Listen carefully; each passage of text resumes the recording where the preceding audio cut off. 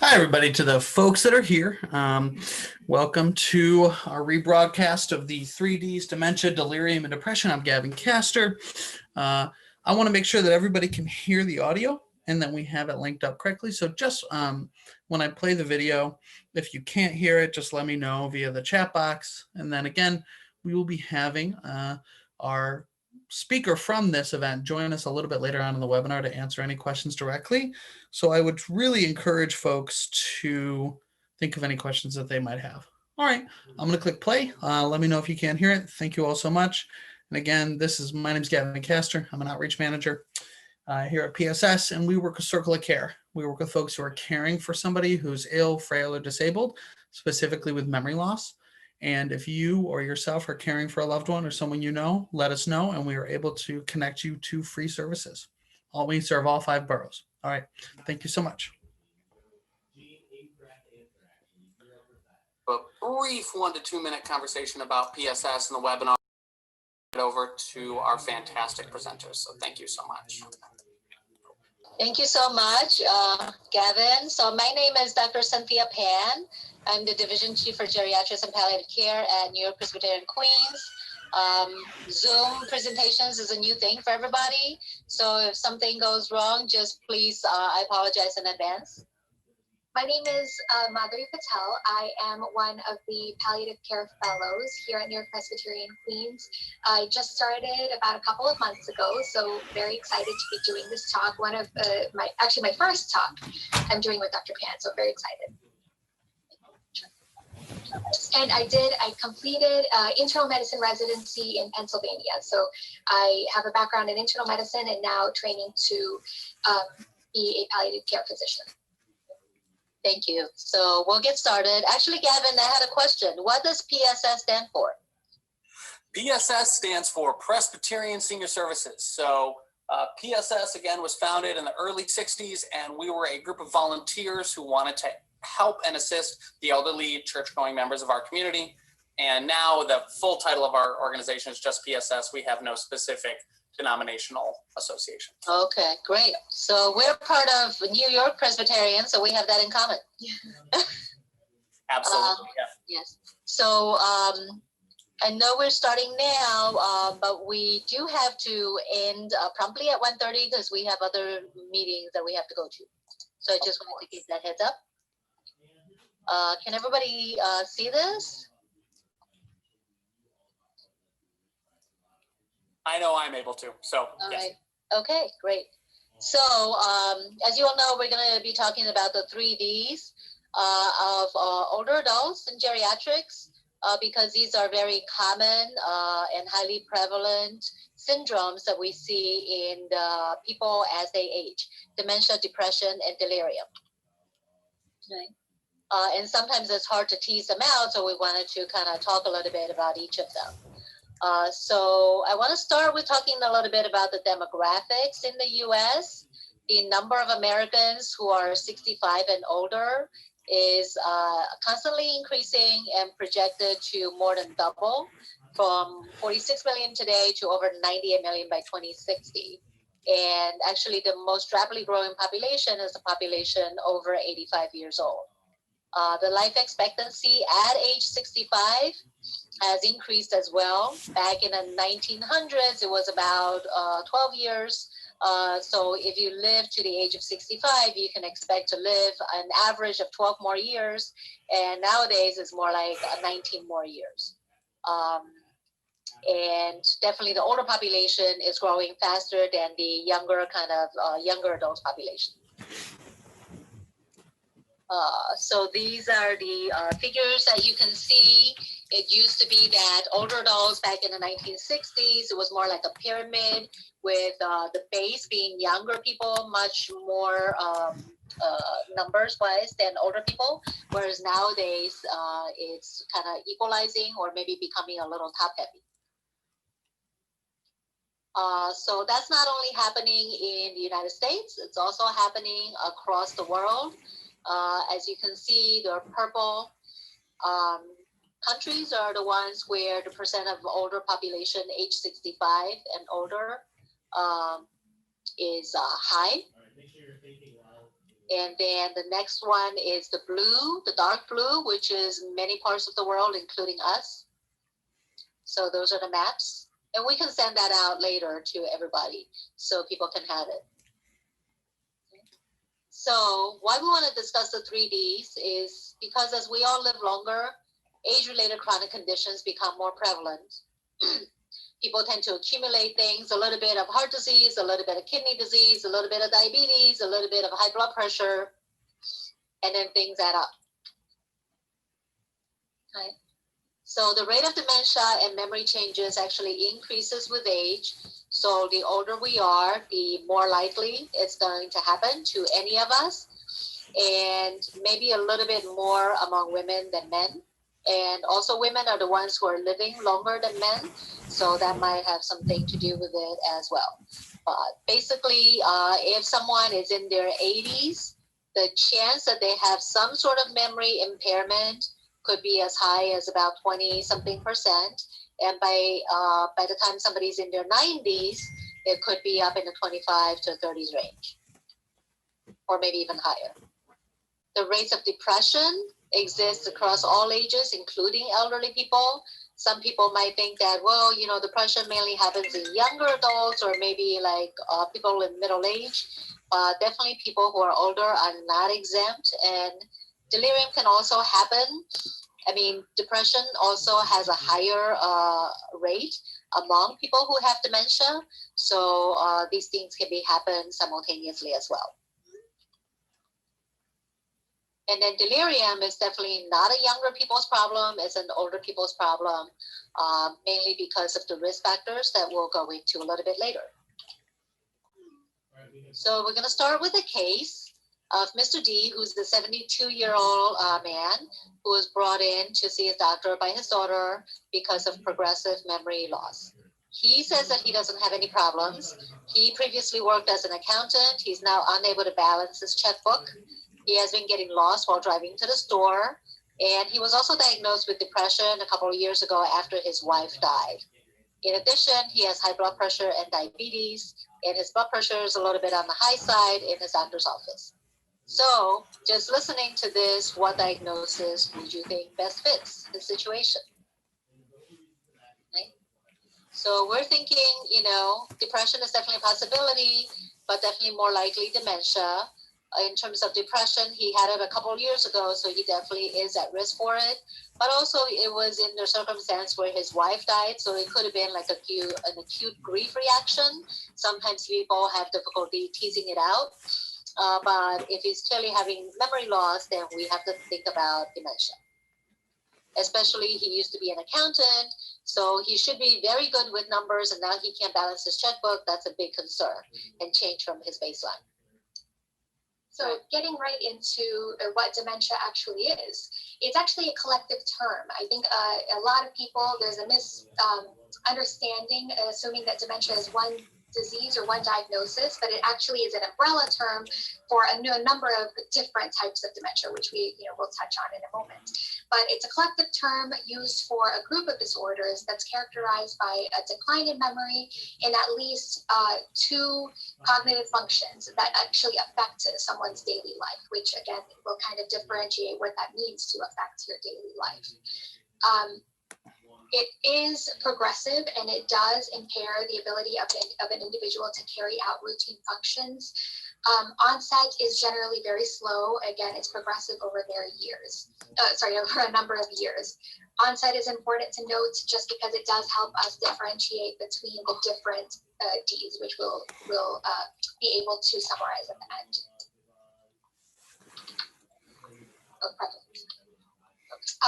Just touching on the prevalence of dementia, we know it's very common. I'm sure you guys know somebody with dementia, but it does affect more than 5 million Americans.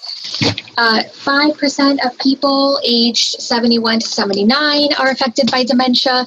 The percentage increases as the age increases. We do see it up to 37%, sometimes higher in patients that are aged over 90.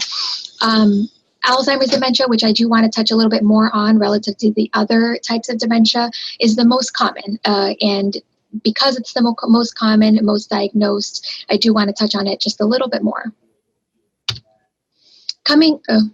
coming back to mild cognitive impairment versus actually dementia, like we mentioned, dementia is progressive and it affects daily functioning. Mild cognitive impairment, on the other hand, is some disturbance in cognition, but without impairment of daily functioning. Basically, you can consider it a progression. So you usually start with a mild cognitive impairment, which doesn't necessarily affect your daily functioning, just forgetting things here and there, which may or may not progress to higher levels or higher stages of dementia.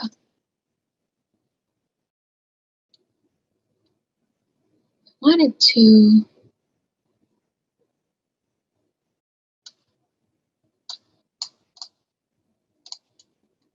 oh no, sorry.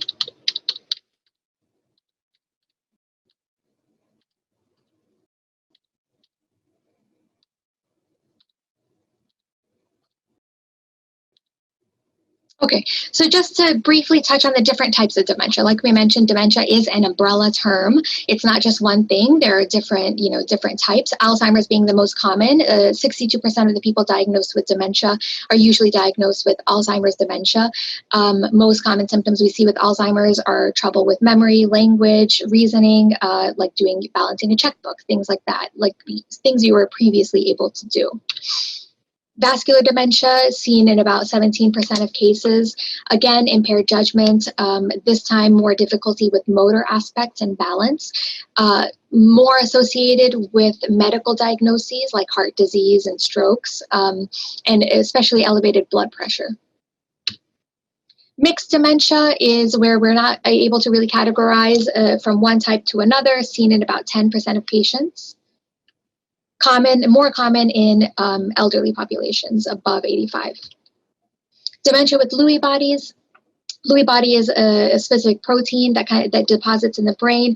This type of dementia is more commonly associated with hallucinations. It's kind of a hallmark sign of Lewy body dementia, keeping in mind that hallucinations can be associated with a number of other diagnoses, not just Lewy body dementia.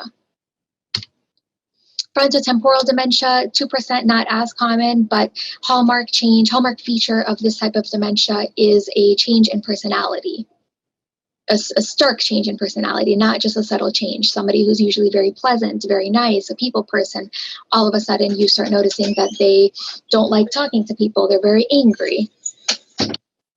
And then we have Parkinson's disease. Keeping in mind, Parkinson's disease is not primarily characterized by dementia. It's more of a motor disease, but 2% of patients with Parkinson's can develop memory dysfunction. And then we have other. There's 3% that's categorized. There's a number of other conditions and diseases that may be associated with cognitive decline. So like I said, we want to touch just a little bit more on Alzheimer's because it's the most prevalent. 65% of patients that are diagnosed with dementia are diagnosed with Alzheimer's specifically. More than 5 million Americans are living with Alzheimer's, and we're expecting by 2050 that number to increase to almost 16 million, which is considerable increase. We wanted to highlight, we put this in red, that 35% of caregivers for people with Alzheimer's or another type of dementia report their health has gotten worse because of care responsibilities.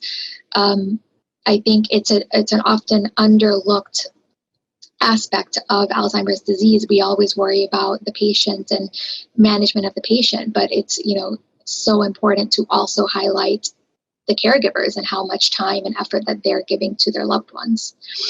Alzheimer's disease, it kills more than breast cancer and prostate cancer patients combined, and it is now the 6th leading cause of death in the United States. Just to touch on healthcare costs of dementia as a whole, we are seeing up to like $226 billion of healthcare money going towards dementia care per year. And by 2050, because of the surge in the elderly population that we're expected to see, the costs can rise as high as 1.1 trillion. And makes sense when we say that dementia costs actually exceed the total cost of care that's going into cancer and heart failure combined. So pretty significant numbers. So big question, why does dementia occur?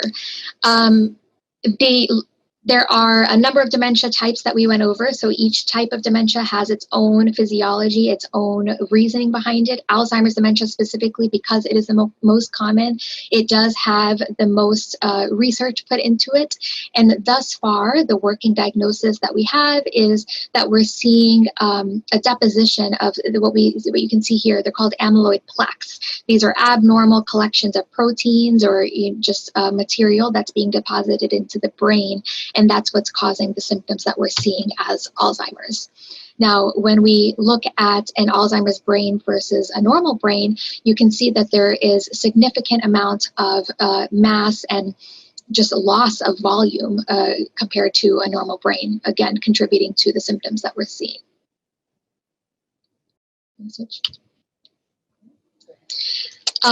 Risk factors associated with dementia.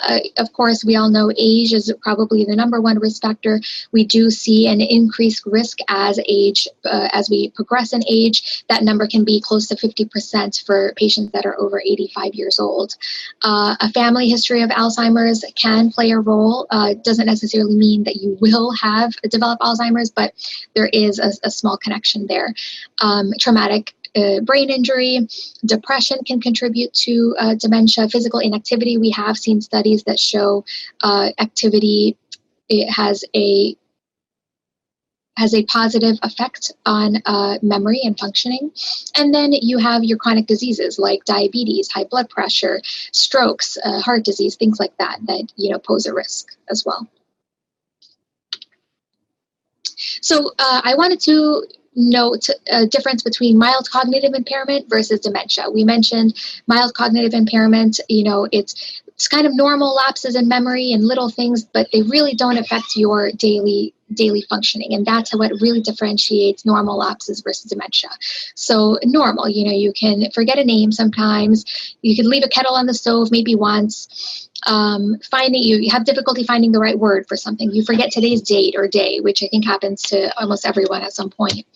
Dementia, on the other hand, instead of just forgetting the name, you're not able to recognize a family member, somebody that has been in and out of your life for years. When you start noticing real personality changes, that can be indicative of different types of dementia. Getting lost in your own neighborhood, things that you've been doing day in, day out for years at a time. Our case that we talked about earlier, Mr. D, he was an accountant, and now, over time, he's now unable to work with numbers. So it's a very unusual and unexpected change. Normal lapses, trouble remembering a number, you're losing your keys, misplaced them, feeling sad about certain situations, the loss of a loved one. It's expected and normal to feel sad and have a period of grief. On the other hand, when you have sudden personality changes, it's not really consistent with what's going on in their life. Rapid mood swings, or not, we already mentioned not recognizing numbers. So screening tests. This is always a big question and always a big concern. I don't want to get into the nitty-gritty of screening tests. There are a variety of tests or variety of cognitive functioning tests that your primary physician can offer. On top of that, some simple blood tests just to rule out any underlying nutritional deficiencies, thyroid abnormalities, things like that. But it really is kind of a diagnosis of exclusion. We want to make sure that there's nothing else that could be contributing to this person's cognitive dysfunction. And, with a combination of blood tests and some of these written tests, I think you can make a pretty good diagnosis of cognitive impairment or dementia. So important to note, 3 stages of dementia. I wanted to mention this early, middle, and late because I think knowing the different qualities or characteristics of each stage can help you guys as caregivers and family members and, identify where a loved one is and really help you prepare for the future and what to expect. So just briefly touching on the 3 stages. Early stage, we see that, somebody might start having difficulty managing their finances. It's got a kind of a complex,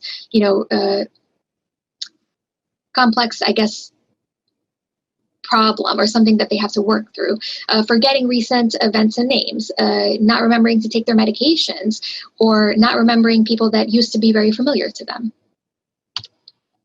Middle stages, now we see that they need more help with complex chores and hobbies. They're getting lost in familiar places. They have periods of agitation. Their mental status is not always, they kind of wax and wane. You notice they have good days or they'll have bad days. And then recognizing family members again. And then the third stage, this is where we do tend to see a pretty rapid decline in a person's functional status. You'll start to notice that they're having difficulty swallowing or eating. They're not able to walk or do simple activities of daily living, like bathing themselves, feeding themselves, dressing. Their communication skills really start to deteriorate.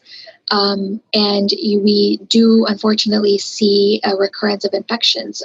Oftentimes, patients with late stages of dementia, Alzheimer's, tend to be in and out of the hospital a lot.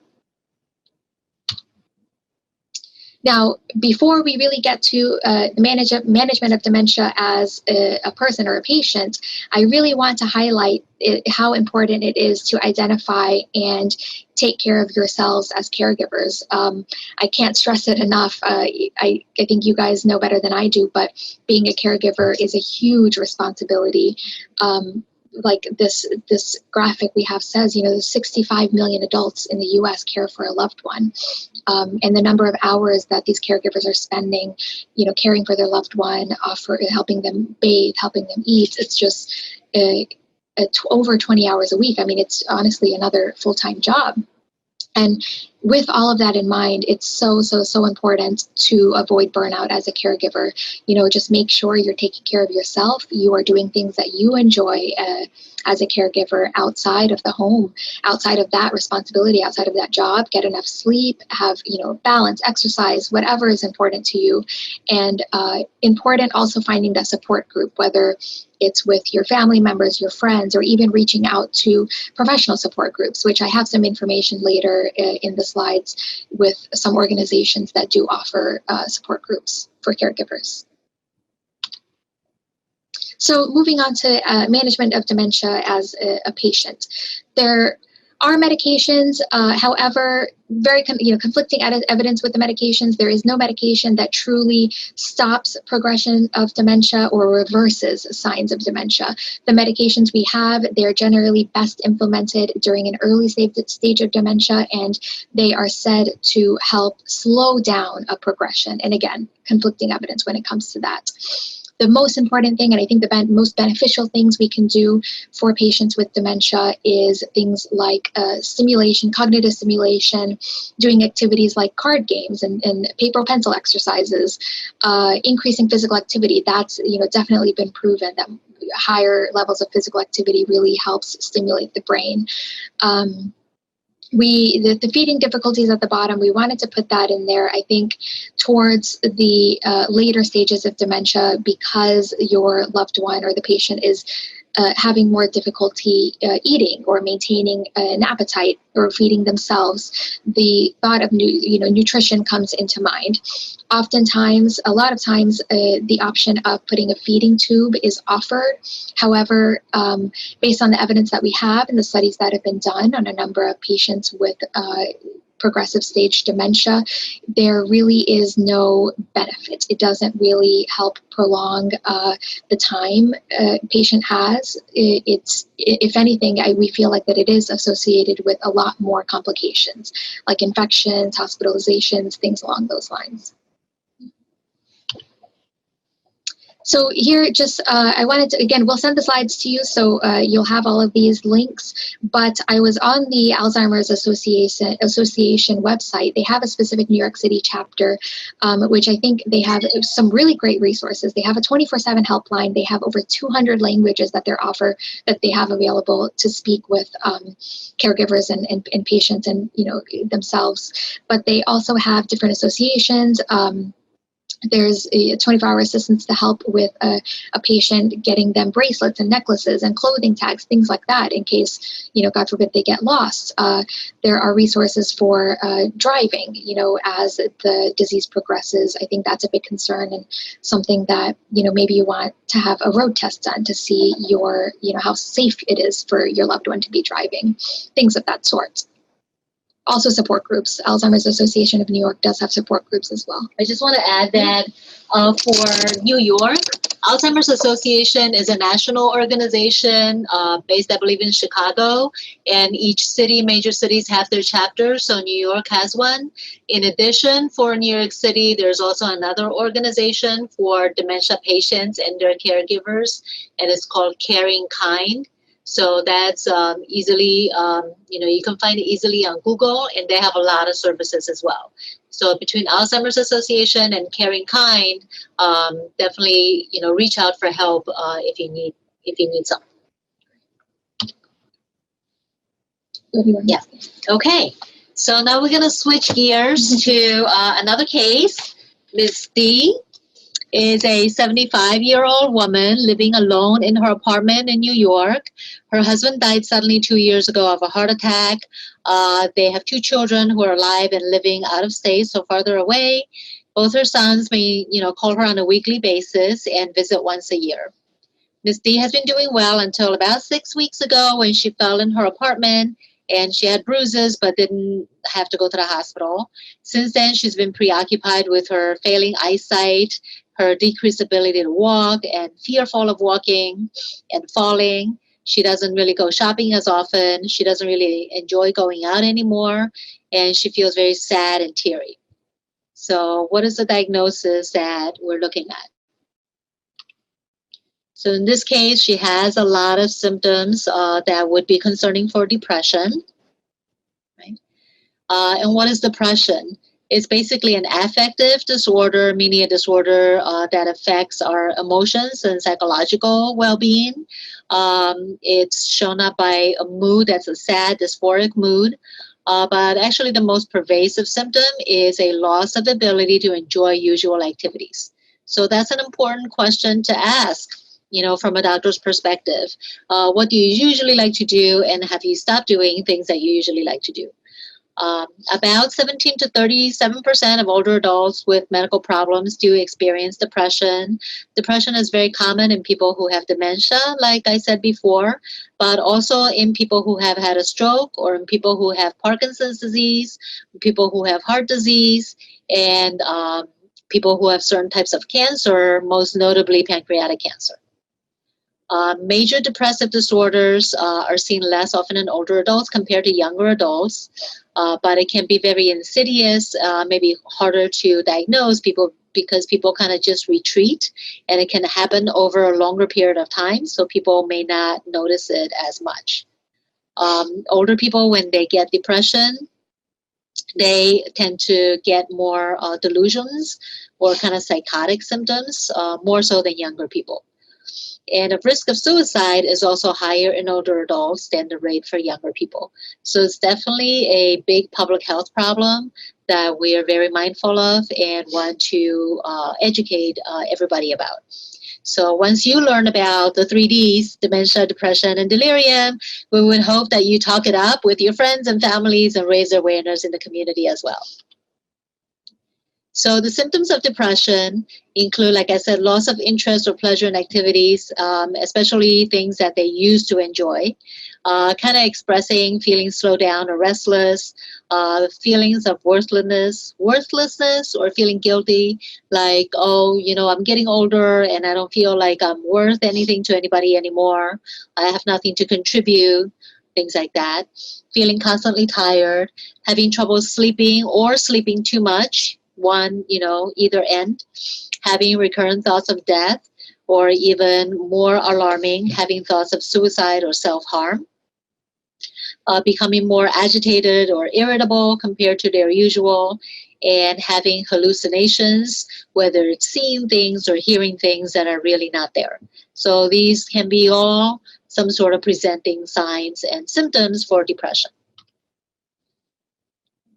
So when someone who's older goes to their doctor with symptoms like that, oftentimes their doctors might do a geriatrics depression scale, which is a screening of multiple questions. But it's important to know that if somebody is having dementia or delirium, either one, that the geriatrics depression scale is not necessarily completely accurate. So this is a picture of the geriatrics depression scale, which has 15 questions. And they involve things like, are you basically satisfied with your life? Yes or no. So once you tick off, if there are 5 or more questions that are kind of red flag questions, then that's an indication to kind of go on more with the diagnostic pathway. So have you dropped many of your activities and your interests? Do you feel like your life is empty? Do you often get bored? So you can see these are some of the types of questions. In terms of interventions or treatments, definitely we have many more medications nowadays compared to 20, 30 years ago.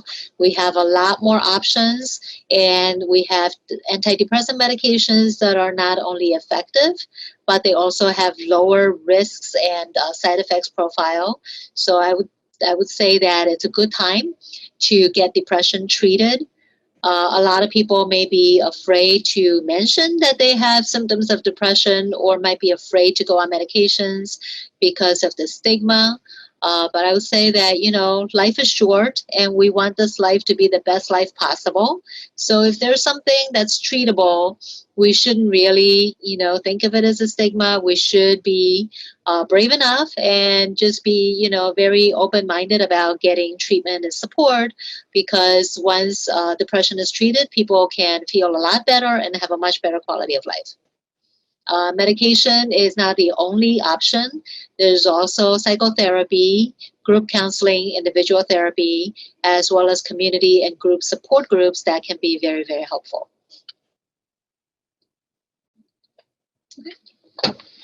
Thanks.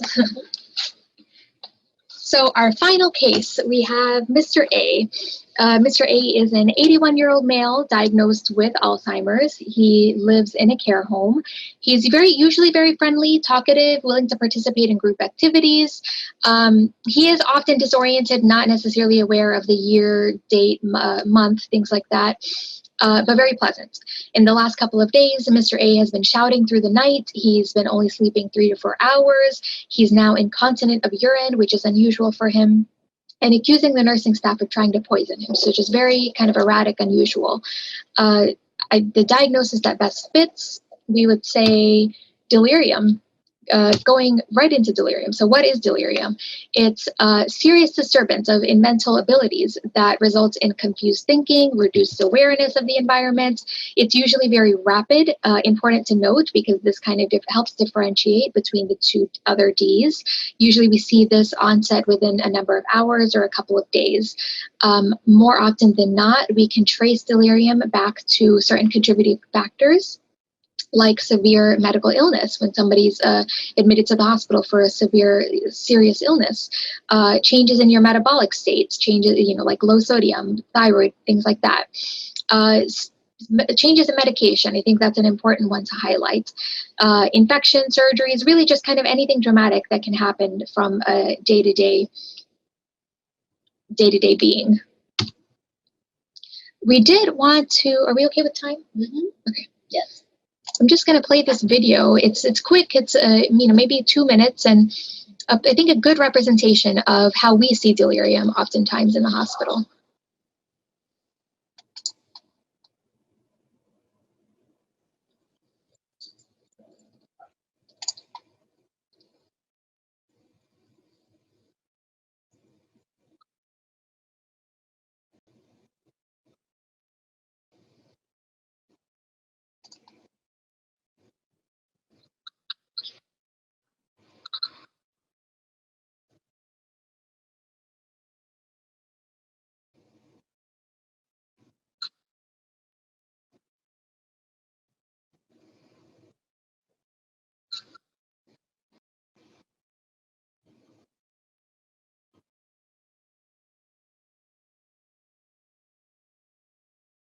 already, predisposing a history of dementia or depression, lung disease. Really, a large number of diseases can be predisposing factors that can contribute to the delirium.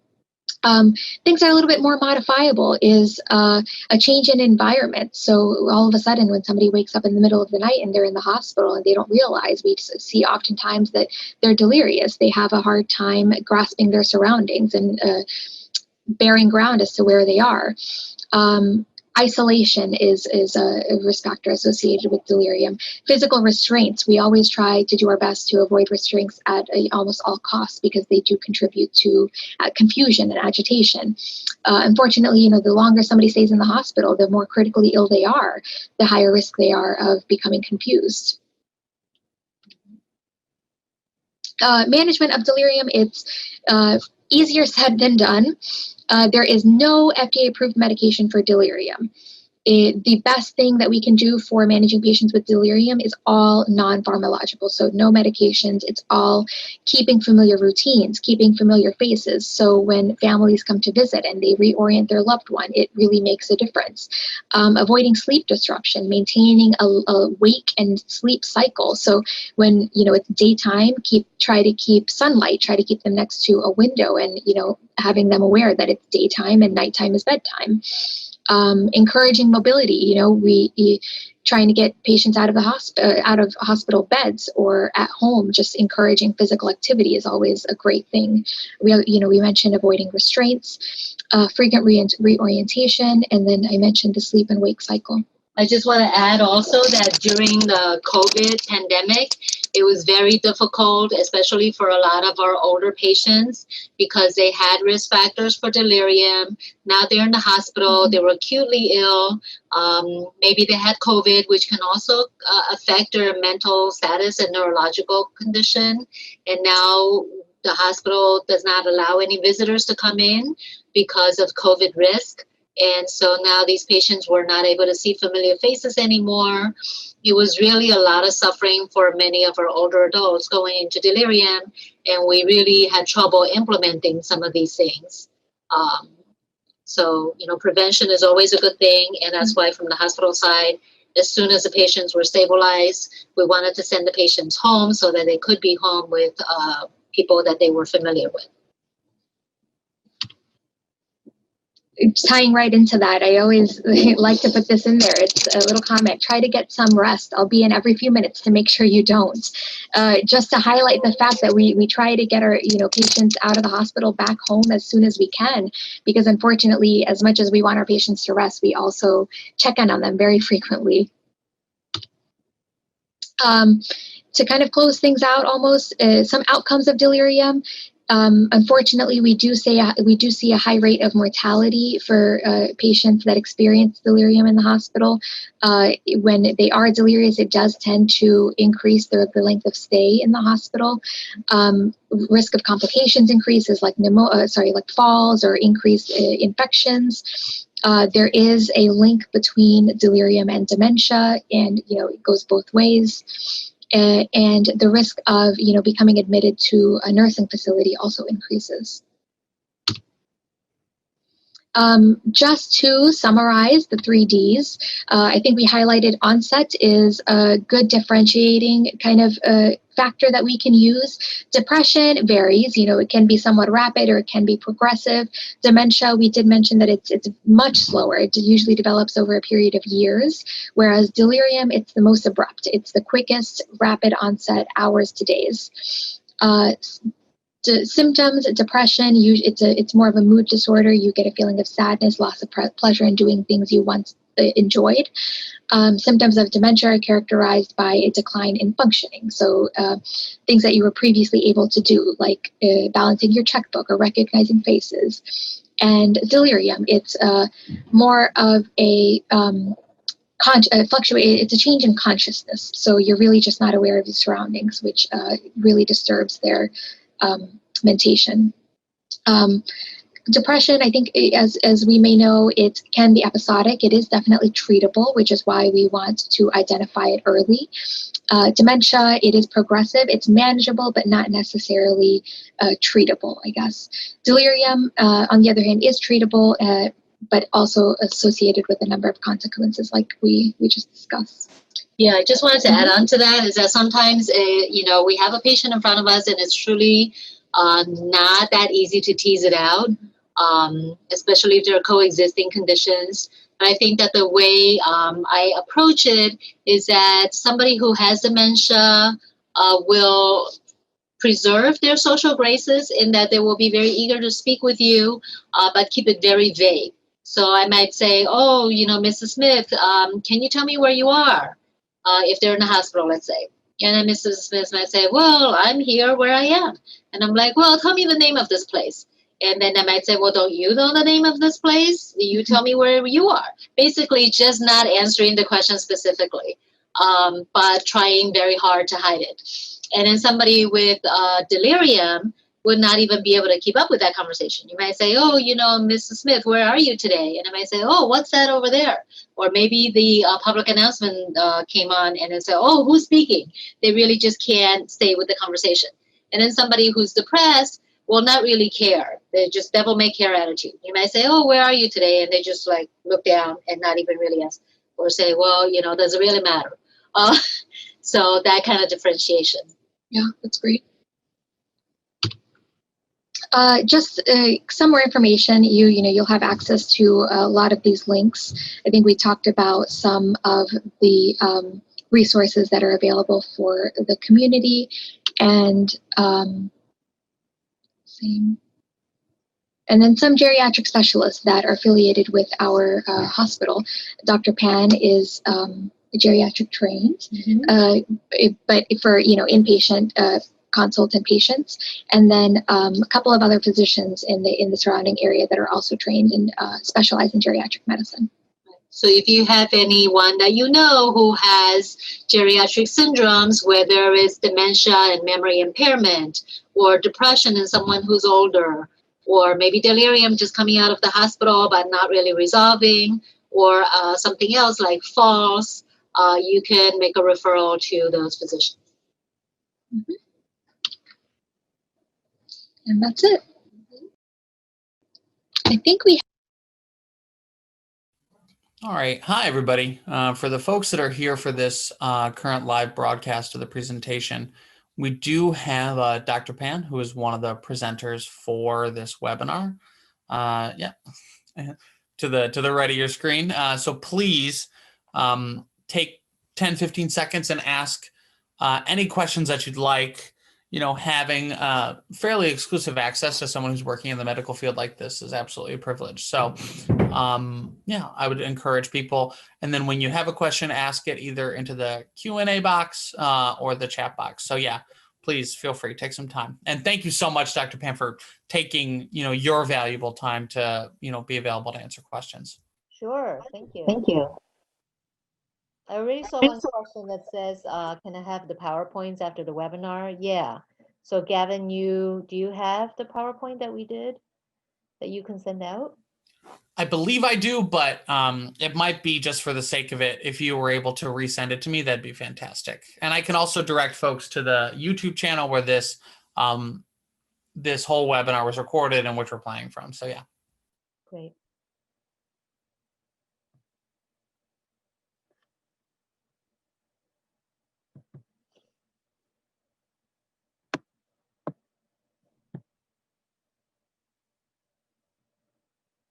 Well, while folks are thinking, I can ask a question tentatively.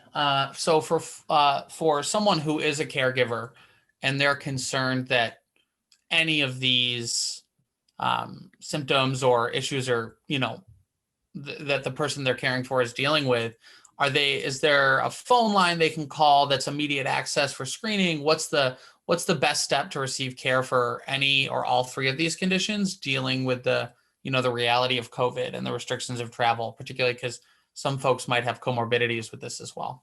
Yeah, that's a very good point. I think nowadays, the best way to go to access care is still through primary care. And nowadays, a lot of primary care practices are offering telehealth visits. So that would be the place to start.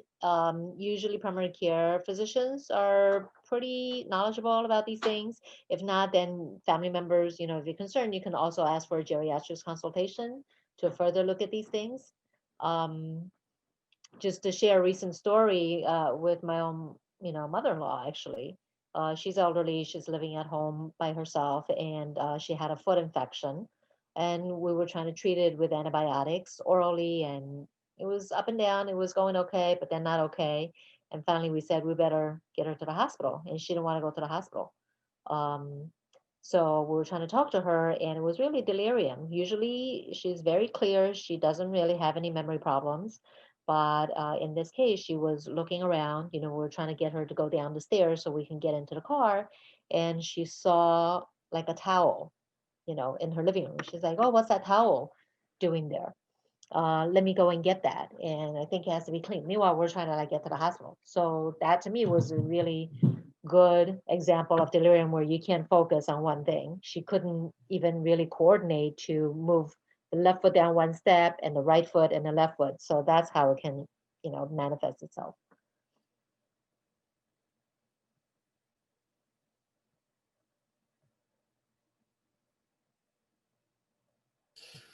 Well, and since I'm here, do you have anything that you could enter in the chat box or emails that you could send for resources for older adults that are dealing with the consequences of isolation and depression? Are there services specific for older adults with depression right now dealing with COVID? Yeah. So I think the Department for the DIFTA is very good.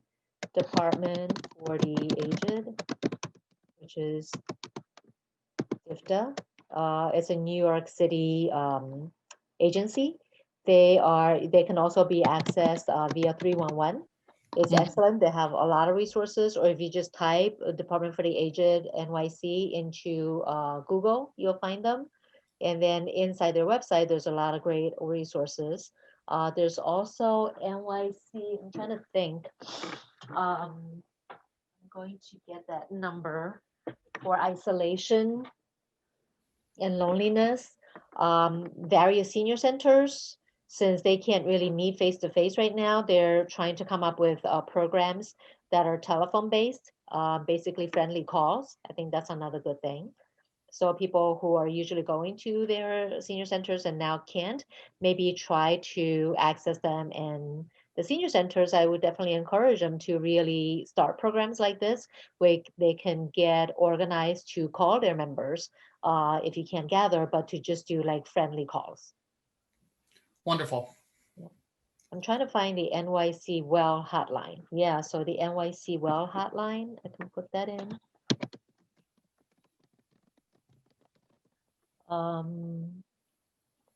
Their number is 888-692-9355. So that's for a lot of different things.